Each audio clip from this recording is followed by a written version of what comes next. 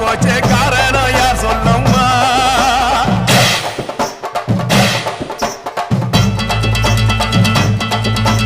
சாத்தாவோடு கையில் சத்தம் முழங்கிட தாயணி பொங்கிடம்மா